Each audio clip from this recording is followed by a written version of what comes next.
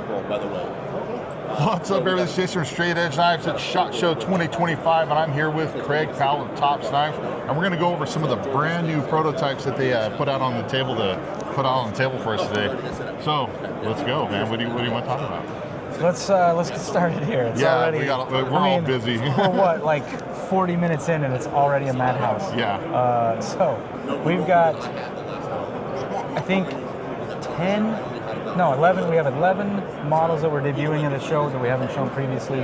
One of them is just a change to an existing model, so that one will be easy. Then we got some. I'm excited about all the new stuff.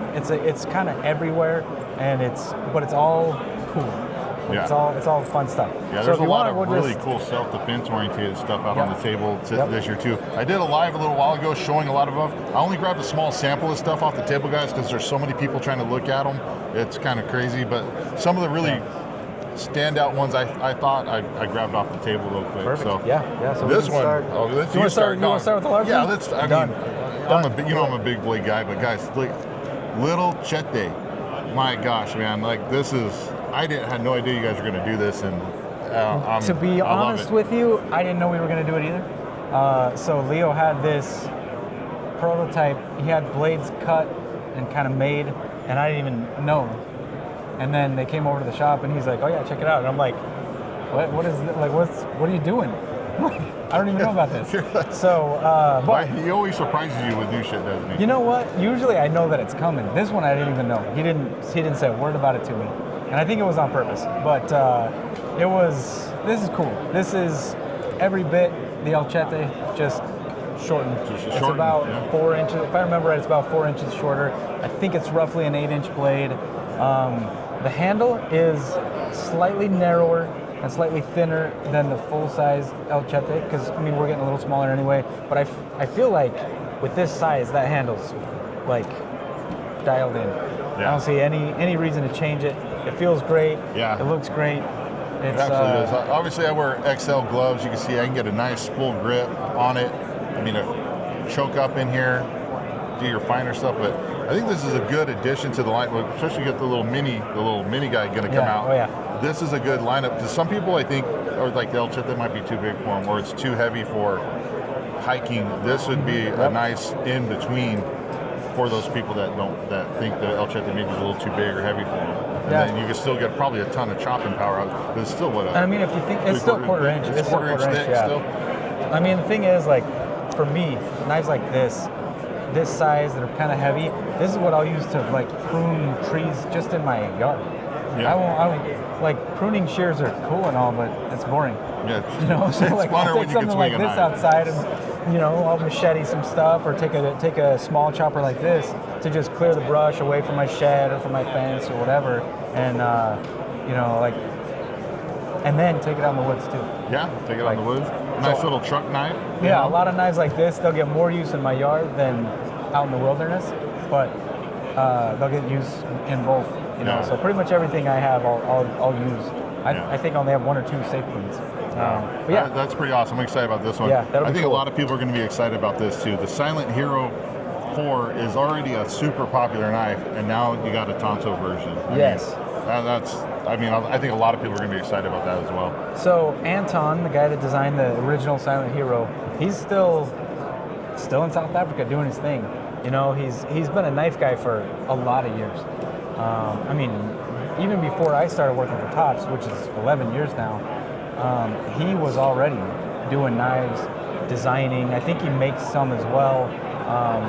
So this guy, I mean, he's got a ton of experience in fighting poachers, just living in the bush, making knives, designing knives, and this seems like an obvious next step for the Silent Hero. You know, the main Silent Hero and the Silent Hero 4 are more of a bush tool and then kind of a weapon second. And I would say that the Tanto version makes it more of a self-defense tool first, and then maybe a bush tool second.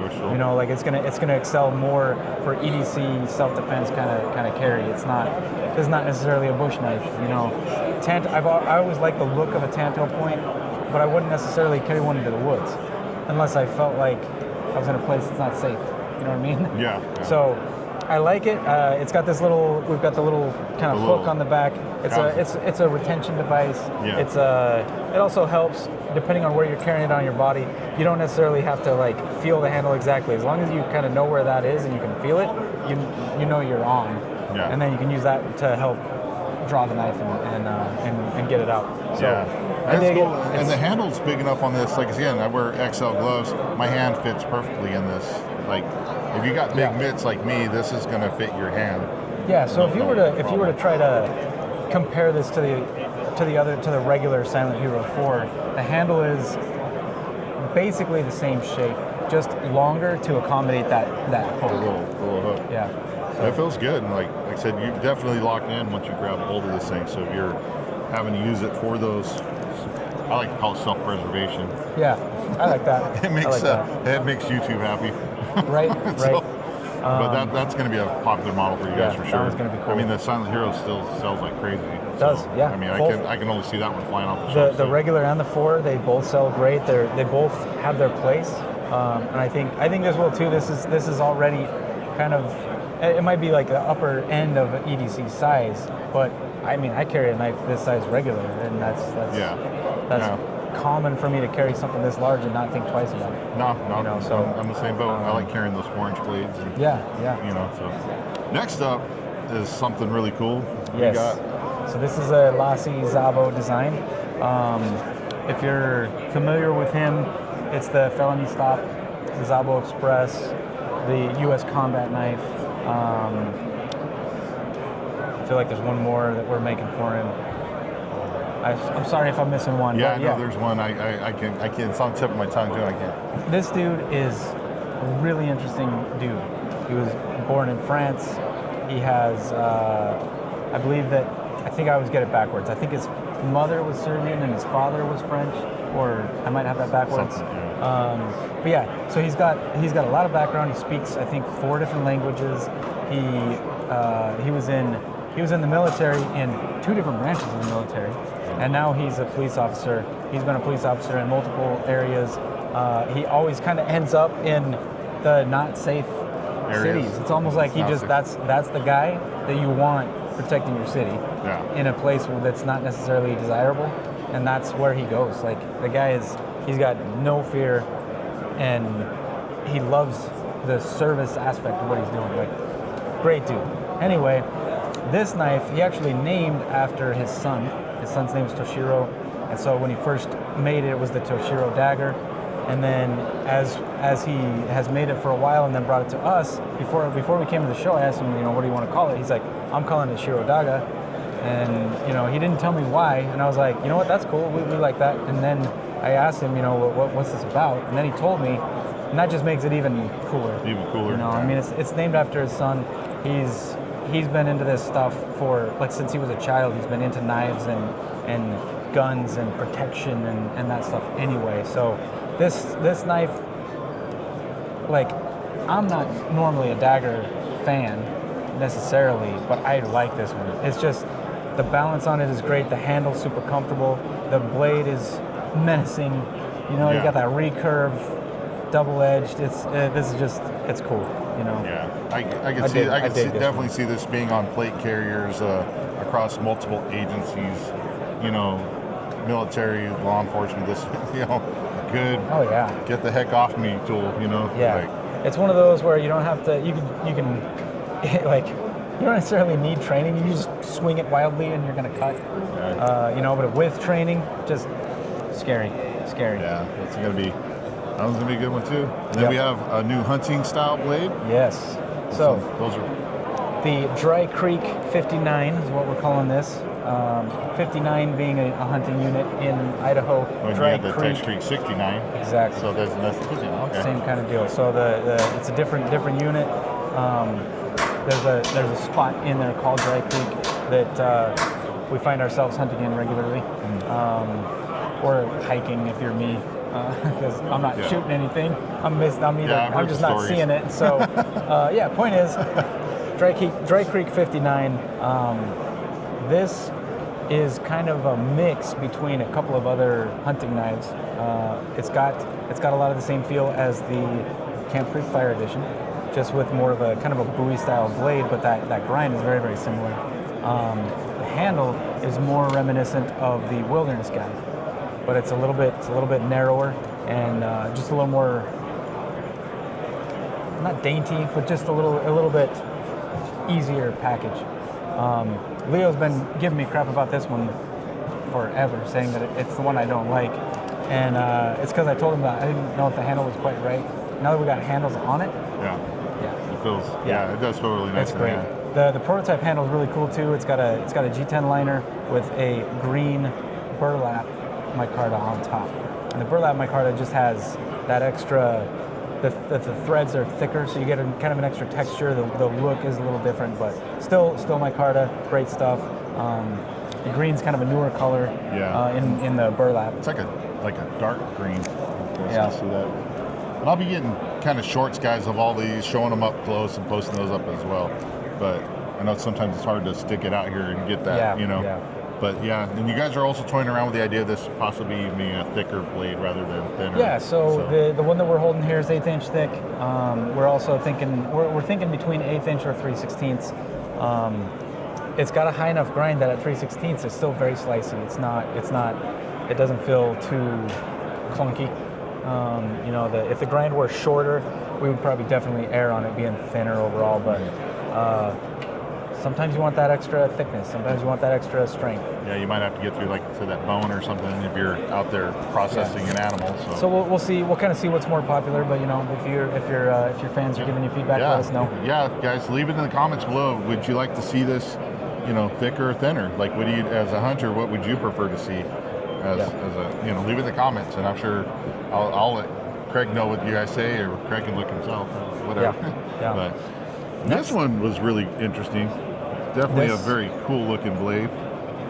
What's really cool is that over the last, I think 8 years now, we've been doing this employee design challenge, and it's gotten our employees to look at the knives from the design side more than just this is what I do. I sharpen, or I assemble, or I make sheaths, or whatever. It's gotten employees to start looking at stuff in just kind of a different light. And this is not the employee design challenge winner. It's just one of our employees designed this knife, showed it to Leo, and Leo was like, you know what, that's unique, that's cool enough, let's try it. And so it's cool to see a company where the employees are invested in not just what their job is, but like the other aspects of the job. Like the guy that designed this, his main job is sharpening, buffing the final finish, some things like that, and then just other little assembly finishing type jobs. That's all he does. He doesn't run the machines. He doesn't do the actual making. He does the one part, but he's involved, and this shows that he's invested in where he works, which is cool. And we've got a lot of employees now that are hey Leo, check this thing out. Hey Leo, look at what I did. And it's just, I don't know, it's really cool to see that happening when a lot of companies don't have any kind of loyalty from employees. No. And they don't get it from their employers. So that's one of the things that makes Tops a great place to just work and be, because not a lot of places are like this. Anyway, point is, this was designed by one of our employees. He carries usually I usually see 3 blades on him at a time, and they're almost always tactical, self-defense kind of knives. He's very much into feeling safe as he walks around the city. So he's got, we got a double edge on this. We can also do this one single edge. Sometimes when you do these kind of grinds, it looks weird if you only sharpen one edge. This one can be either. Well, that's good because legally speaking, some cities or towns or states don't allow double edge. Yeah, some places this might have to be unsharpened top edge. It's kind of got that a little bit of a karambit type ring to it, but it's not closed off, so it's not a karambit, but you do get some of the retention and some of the indexing from this type of handle. So forward and reverse grip, I think it feels really comfortable. We're trying to keep the handles pretty thin so that the profile is thin. Yeah, it's not super thick. I mean, again, with my big old meat paws, my pinky, everything goes right in there nicely. And even with this little protrusion, like I'm left-handed, I got my wedding ring on. It's not, it's not hitting my ring or like causing like a issue. So either way, and like I said, and even like I said, the reverse grip, your index fingers. Some people think that how's that going to work with reverse grip? It actually works. The finger kind of falls. Yeah, it falls right in there, yeah. and you're locked in. So that's going to be that's a cool one. It's a mean little blade. Yeah, that's. The handle on this one is actually a prototype material. We're not sure if we're going to use this in the production, but it's a canvas micarta and a paper micarta, kind of back and forth. It has a really. Well, we see that too good. I'll get it up close to this one short, guys. It's subtle. It's subtle, but it's cool. It's grippy too, though, and not in an aggressive way. Right. Right. So that's gonna be a good one. I dig it. You need that grip with this kind of knife because the last thing you want is it falling out of your hands. Last step we're going to show you here is this cool little guy. This one's really cool. This was designed by a guy named Ovidio Calvet. He's a YouTuber from Mexico. He does YouTube reviews. He's designed several knives. He's big into knives, and his following in Mexico is pretty large. He's got quite a bit of views on pretty much everything he puts up. We met him.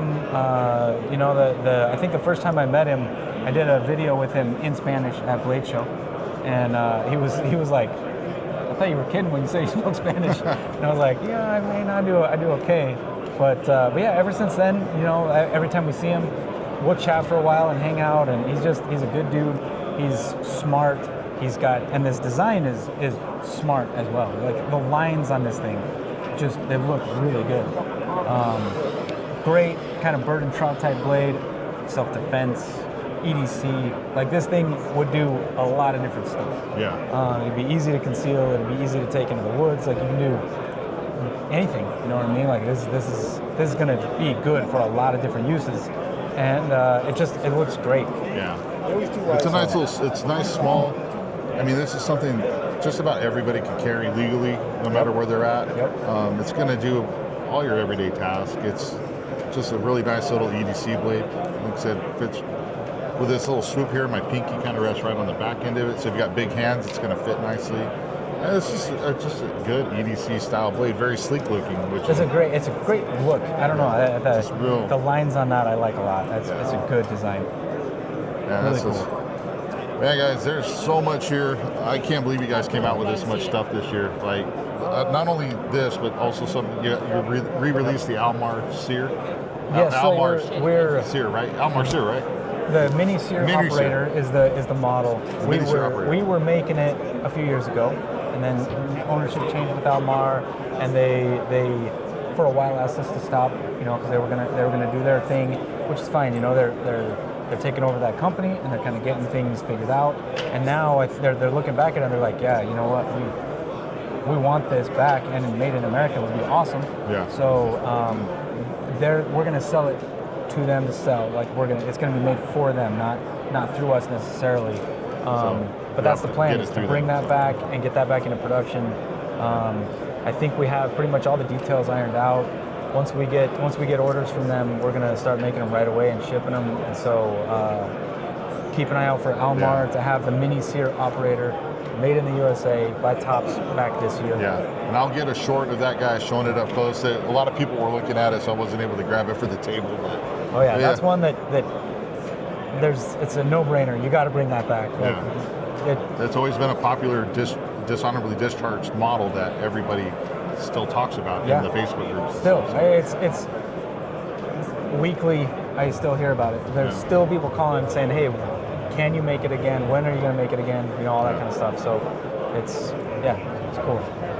Well, Craig, thanks for sitting down with us. Of course, man. Greatly appreciate it. Yeah. I know you're super busy. I know there's people waiting to talk to Craig.